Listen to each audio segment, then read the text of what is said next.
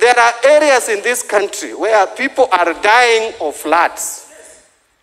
Over 100 people have died. COVID has only killed 14. All the attention is on COVID. People of Budalangi are left on their own. People of Nyando are on their own. People of Karachuonyo are on their own. People of Kochia are on their own. People of Migori, Nyatike, Konyango, Luanda, they are on their own. No one thinks about them. Mr. Speaker, which is this country that we are living in? The government gets serious. If you have been sleeping, please wake up. And if you have been sleeping because of the handshake, Mr. Speaker, the handshake did not mean that now you do things the way you want. They must know that minorities still exist. The government has not suspended the constitution, neither has Parliament done, Mr. Speaker. I cannot overemphasize, Mr. Speaker, on the issue of police brutality, as has been said by the leaders here, Mr. Speaker. There is no country in the world, Mr. Speaker, that has reported cases of death through police brutality more than Kenya, Mr. Speaker, in the whole world. Because this pandemic was an equalizer. It was happening all over the world, all over the globe, Mr. Speaker. Mr. Speaker, our police force cannot behave like goons in uniform, Mr. Speaker. These are people who have been trained properly to protect lives and property of Kenyans, Mr. Speaker. That's why they are, Mr. Speaker. Unless they have instructions to do that, Mr. Speaker. Secondly, Mr. Speaker, this government has not done anything that is tangible other than announcing numbers, Mr. Speaker, every 3 o'clock of the day, Mr. Speaker. Mr. Speaker, this is one government that could not afford to give its citizens this thing, what is called, a mask, Mr. Speaker, which is worth 3 shillings, Mr. Speaker. Leave alone food. No, let's say 20 shillings. Members of Parliament are buying in their constituencies for people masks, Mr. Speaker. We were told that there will be free sanitizers, Mr. Speaker. Kenya Pipeline will produce alcohol-based sanitizer, Mr. Speaker. Corona is almost ending. I think they have washed it with their hands. Now they are washing it with their legs, Mr. Speaker. Because we have not seen any free sanitizer in our constituency, Mr. Speaker. Mr. Speaker, it cannot be business as usual, and we keep quiet. We have the mandate constitutionally to represent the people. We have sovereign power, Mr. Speaker. Mr. Speaker, this is a government that is unable to feed its people, that cannot give free masks to its people, that cannot give free sanitizer to its people. What else can they do? Mr. Speaker, we are not going to allow this government to contact trace people who have coronavirus in their homes, force them into quarantine, and expect them to pay for the upkeep, Mr. Speaker. The government must pay for the upkeep of people in quarantine that they have traced through their contact, Mr. Speaker. Mr. Speaker, if somebody has broken the law, you can quarantine him. No, I have not finished. I know you're not happy with what I'm saying today. Mr. Speaker, if somebody has been traced with quarantine, Mr. Speaker, and is quarantined, the government must pay that bill, Mr. Speaker. They have the money. Mr. Speaker, this money that is for the war on coronavirus, Mr. Speaker, the government must account for it shilling by shilling, Mr. Speaker, penny by penny. This country is known for people who enrich themselves through miseries, disasters. They are known. They are in offices, Mr. Speaker. This coronavirus money, whether it is the COVID fund, whether it is government fund, we want them to account to this House, Mr. Speaker, coin by coin. Look, people are discussing shamelessly 3 or 4 million shillings and mandasi, Mr. Speaker, when our people are dying of corona. People are dying of shame, Mr. Speaker. Shame, Mr. Speaker. We must condemn that act with the strongest terms possible, Mr. Speaker. That people can sit in offices and use 4 million shillings to eat tea and mandasi when people are dying of hunger, people are dying for not having masks, people are dying for not having sanitizer, people are dying out of flood, Mr. Speaker. It's very shameful, Mr. Speaker. And you call yourself government.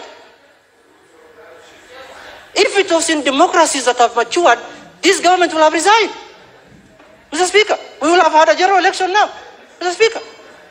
Because if you cannot defend your people from floods, you cannot defend your people by buying them masks, Mr. Speaker, you're not worth even the name to be called government, Mr. Speaker. Mr. Speaker, in conclusion, I want this House to rise up to the occasion and hold this government accountable for every action omission and commission that they do against the people of this country, Mr. Speaker. With those few remarks, Mr. Speaker, I really condemn what is happening in this country. And I said it's not a check, Mr. Speaker, to do whatever you want, as the leader said here. Very well.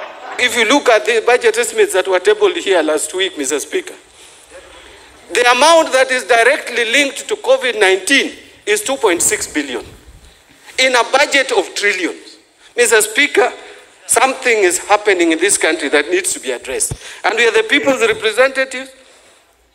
We must address it. Mr. Speaker, the other bit is about social intervention. Mr. Speaker, the biggest problem that our people are facing is food. They are hungry. Forget about even COVID-19. In fact, our people tell you, Mr. Speaker, I'm sure you go to your constituency. They will tell you how many people have died of COVID. And I'm not saying we should be relaxed. But they will tell you they are suffering and they are likely to die from hunger. If you look at our budget estimates, this is not a time to invest on capital expenditure, to build roads, to do what? We can live without roads as we eat. Right now, what Kenyans are concerned about is they want to eat. So, Mr. Speaker, we must provide funds for our people to eat. Every constituency, the poor people, those who are living below poverty line, must get government funding to be able to eat. And by the way, these figures are there. Mr. Speaker, like if you come to my constituency, they are numbering about 6,000 households. I'm sure if you extrapolate that to the whole country, it comes to about 1.8 million to 2 million households. Household is averaging 5 to 6 people. If you have to feed these individuals, Mr. Speaker, for like 4 months, 5 months, you need not more than 20 billion. This is something this country can afford. So, Mr. Speaker, as a House, this is the time for us to rise to the occasion, look at the budgets that have been tabled here, and deal with it radically to make sure that food is provided to our people. Mr. Speaker, the leader of majority has talked about police brutality. Other members have talked about police brutality.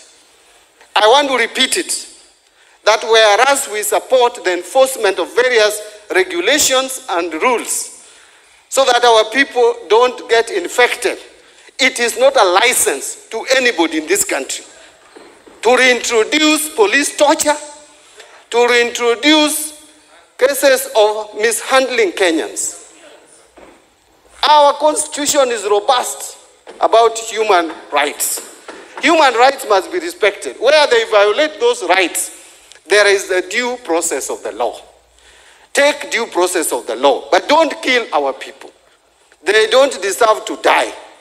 The constitution is clear. No one is allowed to take out the life of any individual.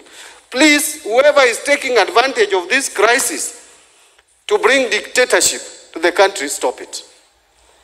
Even the cases we are seeing of eviction in some areas, I'm not talking about those people who have been stealing land, like in Ruai. Those ones you can deal with, because you don't even see them there. But Mr. Speaker, I'm sure you're almost concluding. No, I have 10 minutes, Mr. Speaker. Yes, you don't have 10 minutes.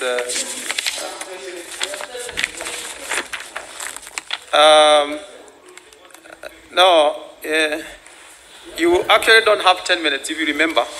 If you remember the resolutions of the House that we did on some times back, the debate between April 22nd and April 29th, May 6th, you have 5 minutes. But anyway, you have a minute to conclude, minority. Mr. Speaker, that is something we discussed. I think it was a mistake. And the clerk there on the table knows that the leader, we agreed that I have 10 minutes. And please don't take away my 10 minutes. Mr. Speaker, I'm speaking as the leader of minority. Yes, that is where you... And that voice must be heard. Minority leader. And the chairman of one of the most serious party in the country. Mr. Speaker, let me just touch on the 3 last issues. On economic issues, the livelihood of our people I've talked about. I am talking about businesses. Mr. Speaker, we must create economic stimulus to help the small and medium enterprises.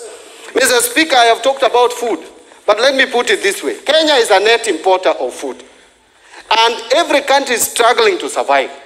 What strategy does this government have in the event that the countries which give us food decide now to use their foods locally? This is the time to respond. Finally, Mr. Speaker, because I don't want to disagree with you much, you are my friend. No, I want to talk about... Minority Leader, you actually have 10 minutes. Yes, I have 10 minutes. I have confirmed that from the motion. Thank you. But let me conclude, because now I think I've said the bit that I wanted to say. I want to just touch on the two last issues. One is the financial sector, which is likely to face distress. The government must come up with a strategy of ensuring that this country does not have the financial sector come down in terms of financial distress.